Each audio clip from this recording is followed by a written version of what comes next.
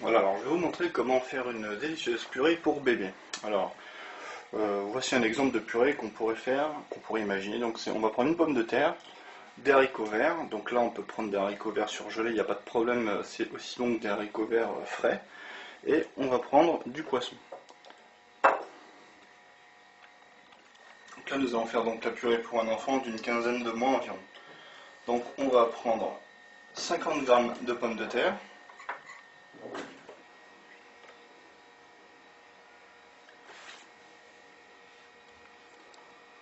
Là on est à 60, mais bon on n'est pas à 10 grammes près non plus. Hein. Donc on les coupe en fines lamelles comme ceci pour qu'elles puissent cuire facilement cette pomme de terre. La pomme de terre c'est très long à cuire. Et donc on va ajouter 50 g de haricots verts. En fait on fait la même quantité. Vous allez voir que ça donnera un goût excellent à la purée. Donc là j'étais à... Voilà, on va enlever, on va essayer d'être à peu près précis par rapport à l'autre. Voilà, là, ici 59 grammes. Voilà, on va donc faire cuire ça dans de l'eau.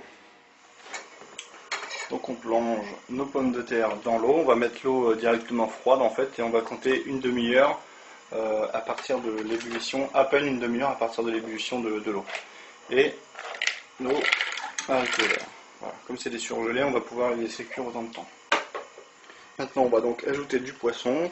Donc là on va en mettre quand même un peu moins que les légumes. Donc on va mettre, là c'est du colin, on va mettre cette quantité là, 20-25 grammes de poisson, pareil pour de la viande, vous pouvez même mettre un œuf dur, hein, ça fera sa quantité en protéines. Voilà. Donc même principe, on va mettre le poisson à cuire. Par contre on ne va pas le mettre avec les légumes parce qu'il va mettre moins de temps à cuire, quand même que pour bébé ce soit bon. Donc on va mettre le poisson une dizaine de minutes dans de l'eau portée à ébullition. Voilà, donc notre poisson est en train de cuire.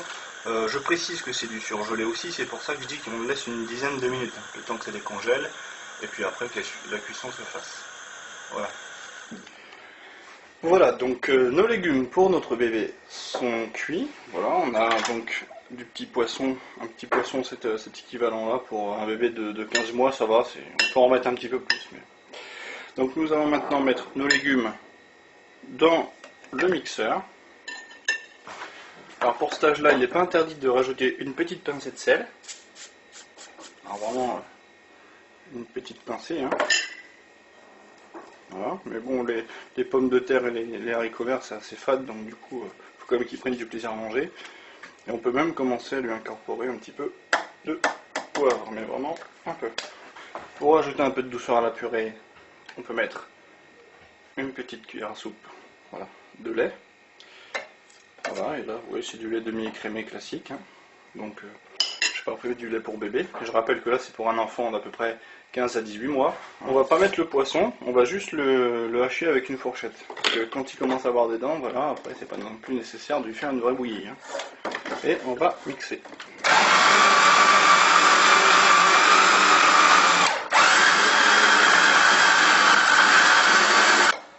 Voilà, donc on a obtenu notre purée. Voilà, on va prendre le poisson de bébé. Vous pouvez même le citronner un petit peu si vous voulez. Et on va le hacher à la fourchette. Voilà, prenez un petit peu de plaisir quand même à manger. Et ensuite, on va y mettre sa purée. Voilà, la purée de bébé est prête. À la rigueur, un petit coup au micro-ondes et puis pour qu'elle soit à bonne température. Et puis on n'a plus qu'à les fêter. Bon appétit. Il va se régaler avec ça.